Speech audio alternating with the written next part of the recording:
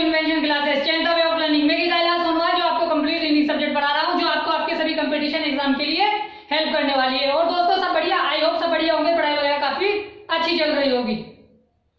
तो दोस्तों हमने वर्बल लिसनिंग के 3 चैप्टर कंप्लीट पढ़ लिए थे और हम चौथा चैप्टर पढ़ रहे थे जिसका नाम था सिटिंग अरेंजमेंट, बैठक व्यवस्था क्रम। ठीक है दोस्तों, तो अगर आप चाहते हो मुझसे ऐसे कंप्लीट इंग्लिश सब्जेक्ट पढ़ना तो आप मेरे चैनल को सब्सक्राइब कर ले। ठीक है, नीचे रेड कलर का सब्सक्राइब बटन है, उस पर क्लिक करें और बेल आइकन को दबा दें, जिससे क्या होगा कि जो मेरे आने वाले वीडियोस हैं उनके नोटिफिकेशन आप तक आ जाएंगे। ठीक है दोस्तों, और दोस्तों अगर आपके कोई फ्रेंड सर्किल में, नेबर सर्किल में, ब्लड सर्किल में या फिर आपकी सोशल मीडिया पर कोई भी कंपटीशन एग्जाम, रिप्लेसमेंट एग्जाम या सीईटी की तैयारी कर रहा है तो आप हमारे वीडियोस को जरूर से जरूर शेयर करें ताकि चीजें लोगों तक पहुंच जाए। ठीक है दोस्तों, तो शुरू करते हैं आज की क्लास को। ठीक है दोस्तों, मोबाइल को हॉरिजॉन्टल मोड पे लेके देखें ताकि चीजें आपको अच्छे से दिखाई दे।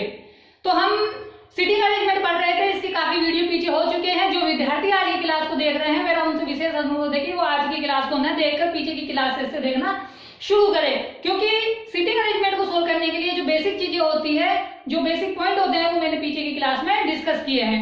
ठीक है दोस्तों, तो पहले आप पीछे की क्लास को देखें फिर आगे बढ़े। तो हमने पीछे की क्लासेस में 32 क्वेश्चन कर लिए हैं, आज हम क्वेश्चन करेंगे 33वां। बहुत ही इंपॉर्टेंट क्वेश्चन है, काफी बार ऐसा क्वेश्चन पूछा जाता है, सीधा 5 नंबर का क्वेश्चन आता है, फटाफट से कैसे सोल्व करेंगे इसके बारे में हम आप सीखेंगे इसको। ठीक है ना, काफी क्वेश्चन किए हैं और भी क्वेश्चन करते जाएंगे। ठीक है, तो हमारा सबसे पहले मकसद को क्या होता है कि जब भी सिटिंग अरेंजमेंट का क्वेश्चन हो हमें क्या करना है, क्वेश्चन को एक बार पढ़ लेना है। पढ़ने में हमें ज्यादा से ज्यादा 1 या 2 मिनट 1 मिनट लग जाएगी। ठीक है ना, तो उससे क्या होगा कि हमें हल्की फुल्की इन्फॉर्मेशन हमारे पास आ जाएगी। ठीक है दोस्तों, तो क्या करना है, सबसे पहले हमें इसको रीड आउट कर लेना है, पढ़ लेना है। ठीक है, तो देखो 8 व्यक्ति हैं, MNPQRST एक वर्गाकार मेज के इर्द गिर्द एक दूसरे से समान दूरी पर बैठे हैं, परंतु जरूरी नहीं इसी क्रम में हो। इनमें से कुछ का मुख केंद्र की ओर है जबकि कुछ अन्य का मुख केंद्र से बाहर की ओर, केंद्र से विपरीत दिशा की ओर है। ठीक है, अब देखो नोट लगा के एक बात बोली गई है कि समान दिशा में मुख, समान दिशा की ओर मुख होने का अर्थ है कि यदि एक का मुख केंद्र की ओर है तो दूसरे का मुख भी केंद्र की ओर होगा। ठीक है, यदि किसी एक व्यक्ति का मुख केंद्र की ओर है तो एक मुख दूसरे का व्यक्ति का मुख भी केंद्र की ओर होगा। तथा आगे दूसरी बात बोल रहा है कि विपरीत दिशा की ओर मुख होने का अर्थ है कि यदि एक का मुख केंद्र की ओर है तो दूसरे का मुख बाहर की ओर होगा, अर्थात इसका व्युत्क्रम क्रम होगा, व्युक्त क्रम होगा। ठीक है ना, व्युक्त क्रम का मतलब अपोजिट होता है। इंफॉर्मेशन अब हमें यहाँ से दी गई है कि Q के दाएं दूसरे स्थान पर R है, R तथा S के बीच में केवल 3 व्यक्ति बैठे हैं। R के दाएं दूसरे स्थान पर T बैठा है। ठीक है, T का मुख केंद्र की ओर है, R तथा S का मुख विपरीत दिशा की ओर है, उसी प्रकार P और S का मुख भी विपरीत दिशा की ओर है।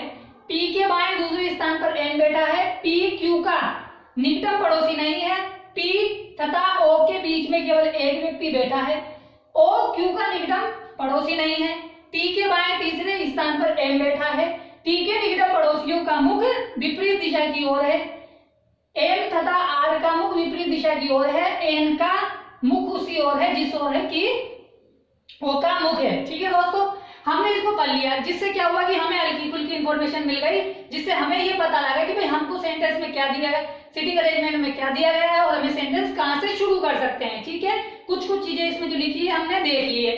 अब हमें ये देखना है कि सर्वप्रथम हमें जो सिटिंग अरेंजमेंट को सोल्व कहां से करना होता है। सबसे पहले हमें ये देखना होता है कि यहाँ पे कोई ऐसी लाइनें दे रखी है कि तो एक दूसरे से कनेक्ट हो। तो हमने देखा कि भाई जब पहली लाइन में देखा हमने तो Q की बात हो रही है, R की बात हो रही है, जब आगे चले तो वहां पे R की S की बात हो रही है, तो यहाँ से तो R कनेक्ट हो रहा है। फिर जब हम आगे चले तो R के बारे में तीसरी बार बात हो गई, जब आगे चले तो R और T की बात हुई, फिर उसके बाद T की बात हुई। तो मतलब यहाँ से हमें ये पता लगा कि सेंटेंस जो है, जो पजल है शुरू से ही कनेक्टेड होती हुई आ रही है। कई बार क्या होता है कि सेंटेंस पहले सेंटेंस पहली लाइन में से न होकर दूसरी या तीसरी लाइन में होती है, लेकिन 90% तो ऐसा ही होता है कि फर्स्ट बार में ही कनेक्ट हो जाती है, लेकिन 10% ऐसा भी हो सकता है कि भाई आगे जाके वो कनेक्टिंग कोई पॉइंट देगा जहां से हम कनेक्ट कर सके। लेकिन हमें तो क्या कहा है कि भाई शुरू में ही दे दिया कि भाई Q के दाएं दूसरे स्थान पर R है। ठीक है दोस्तों, अब बात ये आती है कि भाई Q के दाएं तो दूसरे स्थान पर R है, तो हम क्या करेंगे, बिठाना शुरू करेंगे 8 लोगों को। ठीक है, तो हमने क्या किया, 8 लोगों को बिठाना शुरू किया। तो हमने क्या किया, सबसे पहले 8 लोगों को बिठा दिया एक सर्किल में, हमें नहीं पता कि भाई साहब किसका मुख अंदर है किसका मुख बाहर है, तो हमने क्या किया, सिर्फ एक लाइनें ड्रॉ कर दी 8 लोगों की, ठीक है। अब क्या बोला गया है कि क्यू के दाएं दूसरे स्थान पर आर है। अब हमें ये पता लगाना है कि भाई जो क्यू है इसमें सेंटर, जब पजल में बोला गया था कि कुछ का मुख केंद्र की ओर है कुछ का मुख बाहर की ओर है, तो हम कैसे पता लगाएं कि भाई क्यू का मुख अंदर की तरफ है कि बाहर की तरफ है। ये वेरी इंपॉर्टेंट पॉइंट है, यहीं से सेंटेंस क्या है बनेगा, यहीं से बनेगा सेंटेंस और ये पजल बनेगी जिसे हम सोल्व करेंगे। लेकिन हमें कैसे पता लगेगी भाई क्यू का मुख अंदर है कि बाहर है। देखो दोस्तों, क्यू के बारे में आगे कोई ऐसी बात बोली भी नहीं गई है, सिर्फ क्यू के लिए 2 बात बोली गई है कि पी का निकटतम पड़ोसी नहीं है और ओ का निकटतम पड़ोसी नहीं है क्यू, ये बोली है। लेकिन ये नहीं बोला गया क्यू के दाएं बाएं कि क्यू का मुख अंदर है कि बाहर है। तो इस कंडीशन में हम क्या करते हैं, 2 कंडीशनें मान लेते हैं। जैसे एक कंडीशन तो ये है और एक कंडीशन और मान लेंगे, ठीक है ना। अब इस कंडीशन में क्या करेंगे भाई, एक कंडीशन में तो हम, ठीक है, 2 कंडीशनें मानेंगे जिसमें क्या करेंगे, एक कंडीशन में तो हम क्यू का मुख बाहर की तरफ रख देंगे और एक कंडीशन में क्यू का मुख केंद्र की तरफ रख देंगे, जिससे क्या होगा कि जो सही वाली इंफॉर्मेशन है उसको हम रख लेंगे, जो गलत वाली है उसे काट देंगे, ठीक है दोस्तों। तो शुरू करते हैं पजल को सोल्व करना। देखो हमने जब भी क्वेश्चन किए हैं तो ज्यादातर हमने मुख अंदर की तरफ वाले पढ़े हैं, तो हम क्या करेंगे, सबसे पहले क्यू का मुख अंदर की तरफ लेके करेंगे। तो मैंने क्या किया, क्यू का मुख अंदर की तरफ रख दिया, ठीक है, क्यू का मुख अंदर की तरफ रख दिया। जब मैंने क्यू का मुख अंदर की तरफ रखा तो मुझे बताइए क्यू का दाया ये वाला है या ये वाला है, मुझे पता है ये वाला दाया है, तो क्यू का दाएं दूसरे स्थान पर आ रहे हैं भाई, क्यू के दाया ये है क्यू के बाया ये है, तो क्यू के दाएं दूसरे स्थान पर कौन बैठा है, आर बैठा है। तो मुझे क्या करना है, क्यू के दाएं दूसरे स्थान पर जाना है 1 और 2, तो दूसरे स्थान पे किसे बिठा देना है, आर को बिठा देना है। अब क्या करना है, हमें यहाँ पे बिठाना होगा क्योंकि हमने यहाँ पे क्या किया है, अंदर की तरफ क्यू का मुख माना है, तो अब हमें बाहर भी मानना पड़ेगा। तो हमने क्या किया, क्यू का मुख बाहर की तरफ माना। जब हमने क्यू का मुख बाहर की तरफ माना तो हमें ये पता लगेगा कि भाई साहब क्यू का बायां ये होगा और क्यू का दायां वो होगा। क्यों, क्योंकि उसका मुख, अब देखो सामने की तरफ मान लिया यानी अपोजिट मान लिया, जो बाहर की तरफ है तो उसका दायां ये वाला होगा, इसका बायां ये वाला होगा, जबकि जब अंदर की तरफ था तो उसका दायां ये था बायां ये था। तो अब क्या करेंगे कि क्यू के बाएं हमें दूसरे स्थान पर किसे बिठाना है, क्यू के दाएं दूसरे स्थान पर हमें आर को बिठाना है। ये लो साहब, आर को बिठा दिया दूसरे स्थान पर। अब आगे क्या बोला है कि आर तथा एस के बीच 3 व्यक्ति बैठे हैं। ये बात समझ में आई कि भाई किस प्रकार हमें बिठाना है, हमें क्या करना है, 2 कंडीशनें माननी पड़ेगी जिसमें हमें क्यू का मुख एक बार अंदर लेना पड़ेगा, एक बार बाहर की तरफ लेना पड़ेगा, ठीक है दोस्तों। आई होप समझ में आया। अब आगे चलते हैं। अब आगे बोला है कि आर तथा एस के बीच में केवल 3 व्यक्ति बैठे हैं, ठीक है दोस्तों। देखो आर तथा एस के बीच केवल 3 व्यक्ति बैठे हैं, मतलब ऐसा कहा गया कि आर और एस के बाद में 3 व्यक्ति बैठेंगे, ना तो 2 बैठ सकते हैं ना 4 बैठ सकते हैं, यानी फिक्स है कि कितने बैठेंगे, 3 व्यक्ति बैठेंगे। देखो जब यहां से मैं गिनता हूं आर से 3 व्यक्ति, चाहे मैं ऊपर से गिनूं चाहे नीचे से गिनूं, वो सामने ही बैठेगा, किसके, आर के। देखो गिन लो 1 2 3 1 2 3, यानी यहाँ बैठेगा। तो यानी दोनों ही कंडीशनों में, चाहे हम अपन ऊपर से गिने चाहे नीचे से गिने, दोनों तरफ कहाँ बैठेगा, वो सामने ही बैठेगा, ठीक है। आई होप समझ में आया बात। ये बात आपको समझ में आ गई होगी कि 3 लोगों को हमने कैसे बिठाया, बाकी आराम से करना है, आराम से आपको समझते जाना है, ठीक है। आई होप समझ में आ गया होगा। अब आगे क्या बोला है कि आर के दाएं दूसरे स्थान पर टी बैठा है और टी का मुख केंद्र की ओर है, ठीक है। अब हमें क्या करना है कि आर के दाएं दूसरे स्थान पर टी को बिठाना है, लेकिन हमें यही पता नहीं है कि भाई टी का मुख अंदर है कि बाहर है, क्योंकि सेंटेंस में तो और जगह भी टी की बात, आर की बात हुई होगी, लेकिन ये आर के बारे में सब कहा नहीं गया है कि भाई आर का मुख किधर है। लेकिन अब हम क्या करेंगे, हम मान सकते हैं, हम मान के देखेंगे कि भाई मान लीजिए कि क्या बोल रहा है कि हमें क्यू के आर के दाएं बिठाना है। मान लीजिए कि मैंने आर का मुख बाहर की तरफ कर दिया एक बार के लिए, जब मैं मुख आर का बाहर की तरफ करूंगा तो आर का दाया कौन सा हो जाएगा, मतलब आर का मुख पूर्व में हो गया, तो इसका दाया कौन सा होगा, ये वाला होगा। जब मैं आर के दाएं दूसरा जाता हूं तो दूसरे स्थान पर टी को बिठाना है, लेकिन यहाँ तो टी के स्थान पे ऑलरेडी कौन बैठा है, क्यू बैठा है, तो इसलिए हम क्या कर सकते हैं कि आर का मुख बाहर नहीं कर सकते। आर का मुख बाहर नहीं कर सकते तो इसका मतलब क्या है कि हमें आर का मुख किधर करना पड़ेगा, अंदर करना पड़ेगा। और जब हम आर का मुख अंदर करेंगे तो दूसरे स्थान पे आर के इधर चलेंगे तो दूसरे स्थान पर टी आ जाएगा। अब ऐसे क्या करना है, अब मान लीजिए मैंने आर का मुख अंदर किया, मान लीजिए मैंने आर का मुख अंदर की तरफ किया तो आर का दाया ये वाला होगा, जैसे अभी इसका दाया था ना, तो उसी प्रकार इसका दाया ये होगा। अब इसका दाया ये है, दूसरे स्थान पे किसको बिठाना है, टी को, लेकिन यहाँ पे तो ऑलरेडी क्यू बैठा हुआ है, तो इसलिए हम क्या कर सकते हैं, इसका मुख अंदर नहीं मानेंगे, हम इसका मुख किधर मानेंगे, बाहर की तरफ मानेंगे, और बाहर की तरफ मानेंगे तो इसका दाया ऊपर की तरफ जाएगा, तो दूसरे स्थान पर कौन बैठ जाएगा, टी बैठ जाएगा। और क्या कहा गया है आगे कि टी का मुख केंद्र की तरफ है। आई होप दोस्तों समझ में आया होगा यहाँ तक की बात कि भाई हमने इन चार लोगों को किस तरह से अरेंज किया है, ठीक है ना। पहले हमने क्यू को बिठाया, क्यू का मुख अंदर बाहर माना, फिर क्यू के दाएं हमने आर बिठाया, फिर आर और एस के बीच में हमने तीन व्यक्ति बिठाए, फिर हमने आर को देखा कि भाई आर का मुख अंदर लेके देखते हैं, बाहर की तरफ करके देखते हैं कि टी कहाँ बैठ जाएगा। जब हमने पहली कंडीशन में बाहर किया तो वहां पे उसके दाएं क्यू बैठा हुआ था, तो हमने मुख को क्या किया, अंदर कर दिया, और उसके दाएं दूसरे स्थान पर टी को बिठा दिया और टी का मुख अंदर कर दिया। वैसे ही कंडीशन में हमने दूसरे में किया कि जब अंदर की तरफ मुख था तो दाएं तरफ पे क्यू था, लेकिन हमने बाहर किया तो उसके दाएं दूसरे स्थान पर टी बैठ गया, टी का मुंह अंदर की तरफ कर दिया। अब आगे चलते हैं। अब इन चारों से कनेक्टेड कोई बातें होंगी तो हम उसको उठा लेंगे, और नहीं होगी तो उनको होल्ड रख देंगे, यानी उनको बाद में लेंगे, ठीक है। आर और एस का मुख विपरीत दिशा की ओर है। देखो हमने यहाँ पे आर का मुख ये लिया है, अंदर लिया है, तो यहाँ पे क्या करना पड़ेगा, बाहर की तरफ करना पड़ेगा। विपरीत का मतलब यदि एक का मुख अंदर है तो एक का मुख बाहर करना पड़ेगा। अब देखो यहाँ पे बाहर है तो यहाँ पे अंदर करना पड़ेगा। आई होप दोस्तों समझ में आया होगा क्या किया जा रहा है कि विपरीत दिशाओं में दोनों का मुख किया जा रहा है कि एक का मुख बाहर होगा तो एक का मुख अंदर होगा। आई होप दोस्तों समझ में आ गई होगी बातें। अब आगे बढ़ते हैं।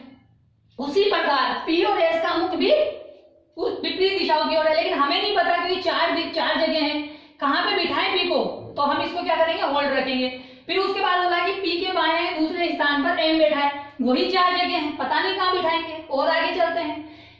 पी मतलब किसकी बात चल रही है, पी की बात चल रही है। पी क्यू का निकटतम पड़ोसी नहीं है, ठीक है, और पी और तथा ओ के बीच में एक व्यक्ति बैठा है, ठीक है। पी जो है ना यहाँ नहीं बैठ सकता, क्यू के साथ है।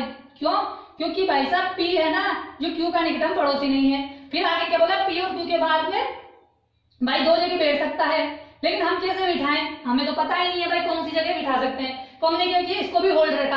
हमने कहा कि इनसे कोई कनेक्टेड चीज है ना तो उसको पकड़ लेते हैं पहले। तो आगे बढ़े, आगे बोला कि ओ क्यू का निकटतम पड़ोसी नहीं है, यानी पी भी निकटतम पड़ोसी नहीं है क्यू का, और ओ भी निकटतम पड़ोसी नहीं है, यानी पी ना तो यहाँ आ सकता है ना यहाँ आ सकता है, ना तो ओ यहाँ आ सकता है ना ओ यहाँ आ सकता है, यानी दोनों जगह पी और ओ यहाँ नहीं आ सकता, पी और ओ यहाँ नहीं आ सकता, पी और ओ यहाँ नहीं आ सकता, पी और ओ यहाँ नहीं आ सकता। और आगे चले हमने देखा कि टी के बाएं तीसरे स्थान पर एम है। ये बहुत अच्छी बात बोली इसने कि टी का मुख हमें पता है एम अंदर की तरफ है, तो टी के बाएं तीसरे स्थान पर जब हम चलेंगे, टी का मुख अंदर है तो टी का बायां इधर वाला होगा, तो टी के बाएं चलेंगे तो 1 2 3 तीसरे स्थान पर किसको बिठा सकते हैं, हम एम को बिठा सकते हैं। आई होप दोस्तों समझ में आया होगा। समझ में आया कि हमने क्या किया, उस कंडीशन को उठा लिया जो कनेक्टेड थी टी से, और आगे क्या बोल रहा है कि एम और टी के निकट पड़ोसियों का मुख विपरीत दिशा की ओर है। एम तथा आर का मुख विपरीत दिशा की ओर है, ठीक है। अब देखो यहाँ पे बोला है कि एम का मुख किधर है, अंदर की तरफ है, तो यहाँ पे किधर करना पड़ेगा, मुझे बाहर की तरफ करना पड़ेगा, ठीक है ना, क्योंकि यहाँ पे अंदर था तो यहाँ बाहर करना पड़ेगा, विपरीत दिशा में करना पड़ेगा। अब देखो यहाँ पे है ना आर का मुख बाहर है, तो हमें इसका मुख करना पड़ेगा, अंदर करना पड़ेगा आर का मुख, एम का मुख, क्योंकि उसने बोला है कि एम तथा आर का मुख विपरीत दिशाओं में है। तो यहाँ पे तो अंदर था आर का, तो हमने एम का बाहर कर दिया, यहाँ बाहर था तो यहाँ पे अंदर कर दिया। अब आगे चलते हैं। अब बोला कि एन का मुख उसी ओर है जिस ओर ओ का मुख है, हमें पता ही नहीं है, क्योंकि एन कहाँ बैठा है, ओ कहाँ बैठा है, हमें पता ही नहीं है, तीन जगह है जहाँ बिठाना है। लेकिन जब हमने पढ़ा था सेंटेंस को तो वहां पे दो बातें कनेक्टेड थी, इसके लिए क्यू के लिए, कि पी क्यू का निकटतम पड़ोसी नहीं है और ओ क्यू का निकटतम पड़ोसी नहीं है। अब देखो कि भाई यहाँ पे ना तो ओ आ सकता है ना पी आ सकता है। जब ओ और पी नहीं आ सकता दोस्तों, जब ओ और पी नहीं आ सकता यहाँ पे, तो जो बचा हुआ है व्यक्ति है वो ऑटोमेटिक कहाँ बैठ जाएगा, यहाँ पे बैठ जाएगा। तो हमारे पास एक व्यक्ति बचा हुआ था, उसका नाम था एन, तो एन हमारे पास ऑटोमेटिक कहाँ बैठ जाएगा, इस जगह बैठ जाएगा। आए हो दोस्तों, समझ में आया क्या किया हमने, जब हमने देखा कि इसने बोला था कि भाई क्यू के पास में जो क्यू के निकटतम पड़ोसी हैं वो कौन कौन नहीं हो सकते, पी और ओ नहीं हो सकते। देख लीजिए कि पी क्यू का निकटतम पड़ोसी नहीं है और आगे एक बात बोली थी कि ओ क्यू का निकटम पड़ोसी नहीं है, दोनों में क्यू की बात हुई है और पड़ोसी नहीं होने की बात की गई है, किसकी, ओ की और पी की। तो और पी यहाँ नहीं बैठ सकता, और पी यहाँ नहीं बैठ सकता, लेकिन जो बचा हुआ व्यक्ति है कौन सा, एन, 8वां व्यक्ति, वो ऑटोमेटिक यहाँ बैठ जाएगा। आई होप दोस्तों समझ में आया, समझ में आया, आसानी से धीरे धीरे समझ में आ गया होगा। अब हमारे पास दो व्यक्ति बचे हुए हैं, कौन, पी और ओ। अब आ जाओ पी और ओ को बिठाते हैं। अब देखो क्या बोला गया था, यहाँ पे एक बात बोली गई थी कि पी के बाएं दूसरे स्थान पर एन बैठा है ना, और पी और ओ के बीच में एक व्यक्ति बैठा है, ठीक है। अब देखो हमें क्या करना है कि पी के बाएं दूसरे स्थान पर एन को बिठाना है। भाई मान लीजिए पी के बाएं दूसरे स्थान पर हम एन को बिठाएं, ठीक है, तो हम ऐसा करते हैं कि भाई एन को, पी को यहाँ माने, क्योंकि भाई हमें क्या करना है, बाएं दूसरे स्थान में बिठाना है। तो इधर तो कोई जगह नहीं है, क्योंकि इधर जगह नहीं है, क्योंकि बहुत दूर पड़ जाएगा। देखो यहाँ बिठा दूं मैं, तो इधर से 1 2 3 चौथा स्थान यहाँ पे बिठा दूं, 1 2 3 4 चौथा स्थान, तो मुझे बाएं में बिठाना है। तो मैंने क्या किया, पी को यहाँ बिठा दिया और पी को मैंने यहाँ बिठा दिया, और बचा हुआ व्यक्ति कौन था, पी और ओ के बीच में एक व्यक्ति है, जो खाली जगह बची वो किसकी होगी, ओ की हो गई। अब हमें ये पता लगाना है कि हमें पी के बाएं दूसरे स्थान पर एन को करना है। हमें नहीं पता है पी का मुख कौन सा है, लेकिन हमें पता है कि एन बैठा हुआ है। तो हमें क्या करना है, पी के सापेक्ष में देखना है कि पी का मुख अगर मैं बाहर कर दूं, पी का मुख मैं बाहर कर दूं, तो पी के बाएं इधर दूसरे स्थान पे कौन आ जाएगा, एन आ जाएगा। अगर मैं अंदर कर दूंगा तो पी के बाएं तो दूसरे स्थान पे ओ आ जाएगा। तो इसलिए मुझे क्या करना पड़ेगा, पी का मुख बाहर की तरफ करना पड़ेगा। तो मैंने क्या किया, पी का मुख बाहर की तरफ कर दिया।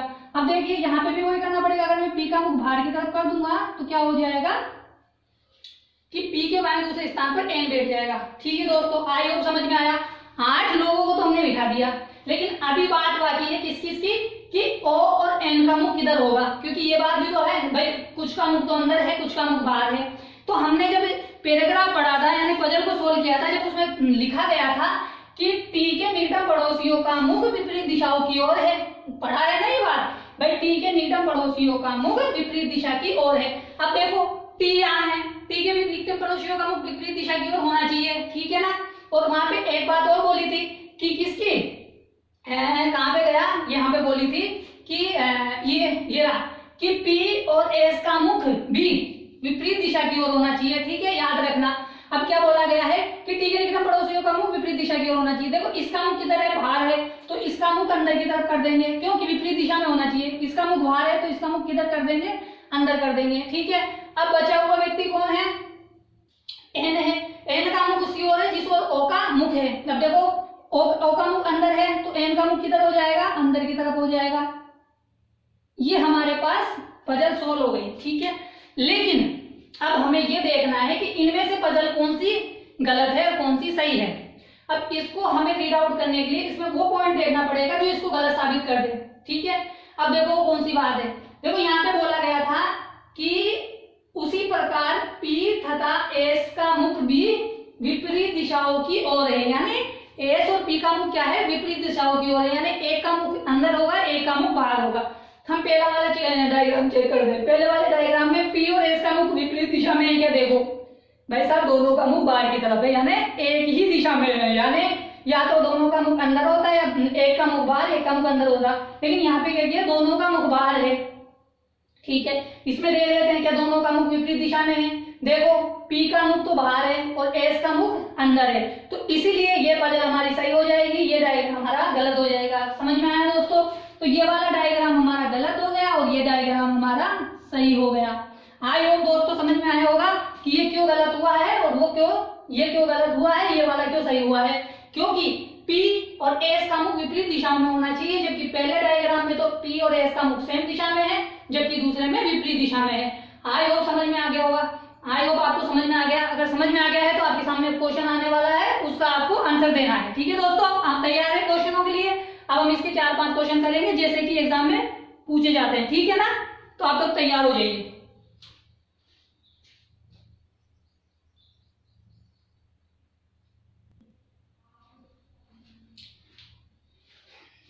ठीक है दोस्तों, तो हमने क्या किया है कि पजल को ड्रॉ कर लिया है।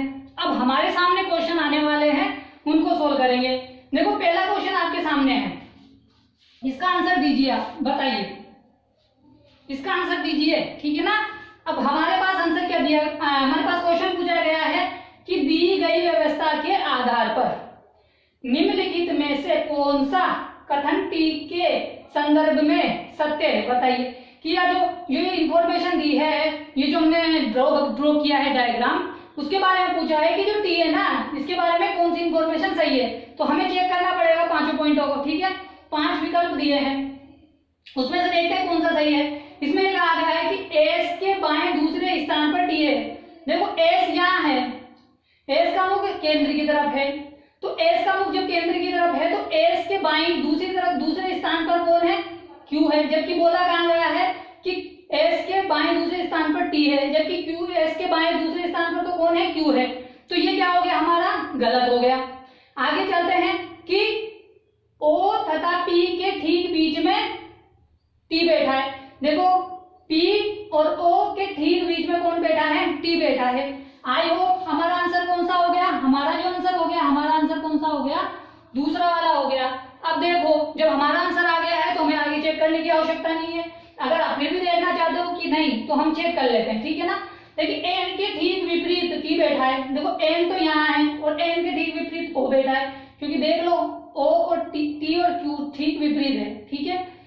टी तथा क्यू के ठीक बीच में 4 व्यक्ति है। देखो टी और क्यू के बीच में कितने व्यक्ति है, क्या 4 व्यक्ति हो सकते हैं, क्या हो ही नहीं सकते, 3 व्यक्ति है। इधर से गिन लो चाहे इधर से गिन लो, 3 ही व्यक्ति आएंगे, तो ये भी गलत हो गया। टी का मुख एम के मुख के विपरीत है, बताइए। एम का मुख अंदर है, टी का मुख भी अंदर है, तो विपरीत कहाँ हुआ, यदि एम का अंदर उसका बाहर होना चाहिए, थी ना, ठीक है। तो हमारा आंसर क्या हुआ, सेकंड वाला हुआ, क्या कि ओ तथा पी के ठीक बीच में टी बैठा है। आई होप दोस्तों समझ में आ गया होगा कि हमें आंसर कैसे देने होते हैं। समझ में आ गया है, स्क्रीनशॉट ले ले, फिर आगे वाला क्वेश्चन करते हैं।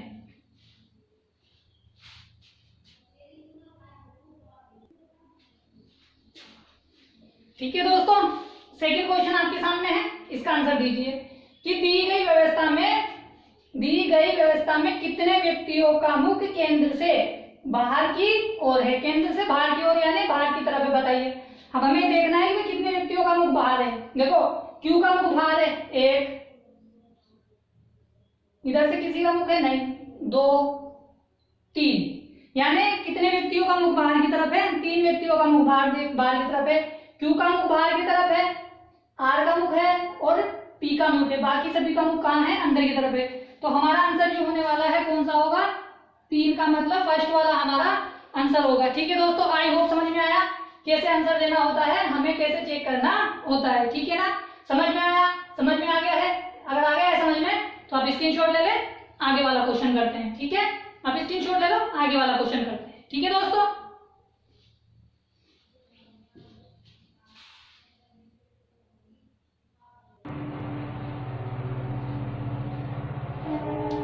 ठीक है दोस्तों, तो तीसरा क्वेश्चन आपके सामने है, बताइए इसका आंसर दीजिए कि दी गई व्यवस्था के आधार पर 5 में से 4 एक निश्चित प्रकार से एक समान है तथा वे मतलब कौन, वो 5 में से 4 वे अपना एक समूह बनाते हैं, वह कौन सा एक है जो इस समूह में शामिल नहीं है।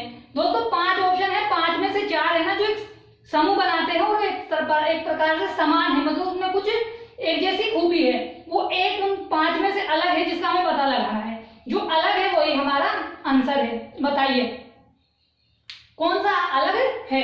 अब देखो जब मैंने, अब यहाँ आप देखने की जरूरत नहीं है, आप यहाँ देखो कि ओ का मुख किधर है, अंदर की तरफ है, ठीक है। एम का मुख देखो, एम का मुख भी किधर है, अंदर की तरफ है। मतलब इसमें ये पूछा गया है कि भाई मुखों के आधार पर कि भाई किसका मुख अंदर है किसका मुख बाहर है। देखो ओ का मुख किधर था, अंदर था। एम का मुख किधर था, अंदर था। एस का मुख किधर है, अंदर है। क्यू का मुख किधर है, बाहर है। एम का मुख किधर है, अंदर है। मतलब क्यू का मुख बाहर है, बाकी चारों का मुख अंदर है, यानी जो 4 है ना ओ एम एस एन, इनका मुख अंदर है इसलिए एक समान है, क्यू का मुख बाहर है इसलिए अलग है। तो हमें यही पूछा गया है कि कौन सा है वो जो अलग है, तो हमारे पास आंसर कौन सा हो जाएगा, 4th वाला हो जाएगा, ठीक है। आई होप दोस्तों समझ में आया होगा, जो हमारा आंसर है कौन सा होगा, 4 हो जाएगा कि भाई साहब जो क्यू है वो भिन्न है, ठीक है ना। आई होप समझ में आया, समझ में आ गया है, स्क्रीनशॉट ले ले, फिर अपन आगे वाला क्वेश्चन करते हैं, ठीक है। आप स्क्रीनशॉट ले लो, फिर आगे वाला क्वेश्चन करते हैं।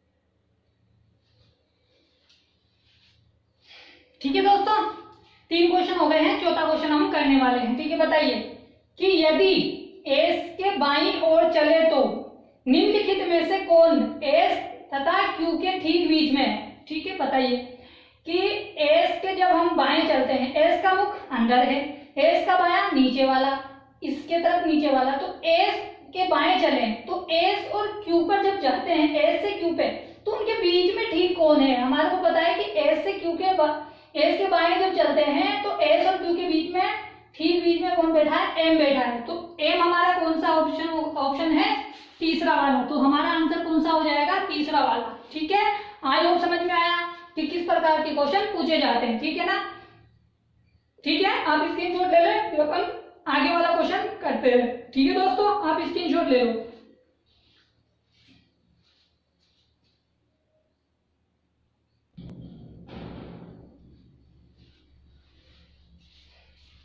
ठीक है दोस्तों, 5वां क्वेश्चन आपके सामने है, बताइए इसका आंसर दीजिए।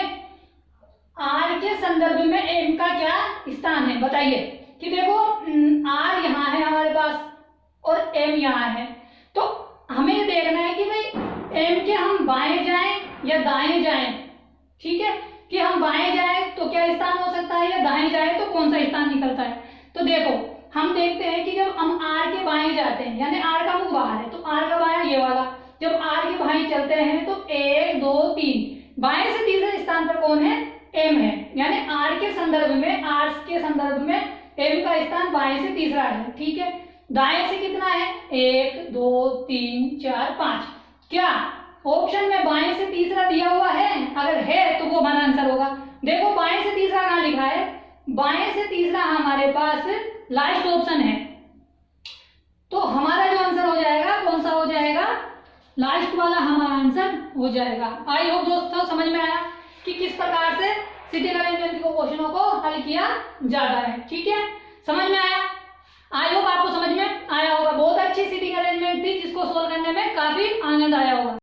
ठीक है दोस्तों, तो दोस्तों समझ में आया, आज का क्वेश्चन काफी इंटरेस्टिंग था और करने भी लायक था। ऐसे क्वेश्चन पूछे जाते हैं अपने बैंक लेवल के एग्जामों में। ठीक है, और भी कहीं पूछे जाते हैं पर ज्यादातर बैंकों में पूछे जाते हैं। ठीक है ना, वैसे तो आजकल आप सिलेबस देखोगे तो कई जगह मिल जाता है। ठीक है ना, तो अगर आप चाहते हो मुझसे ऐसे कंप्लीट रीजनिंग सब्जेक्ट पढ़ना तो आप मेरे चैनल को सब्सक्राइब कर ले। ठीक है, नीचे रेड कलर का सब्सक्राइब बटन है, उस पर क्लिक करें और बेल आइकन को दबा दें, जिससे क्या होगा, जो मेरे आने वाले वीडियोस हैं उनकी नोटिफिकेशन आप तक आ जाएगी। ठीक है दोस्तों, और दोस्तों अगर आपके कोई फ्रेंड सर्किल में, नेबर सर्किल में, ब्लड सर्किल में, या फिर आपके सोशल मीडिया पर कोई भी कंपटीशन एग्जाम, रिप्लेसमेंट एग्जाम या सीईटी की तैयारी कर रहा है तो आप हमारी वीडियोस को जरूर शेयर करें। ठीक है, ताकि लोगों तक आप हमारे रीजनिंग सब्जेक्ट को पहुंचा सको। ठीक है दोस्तों, कल मिलेंगे 34वें क्वेश्चन के साथ।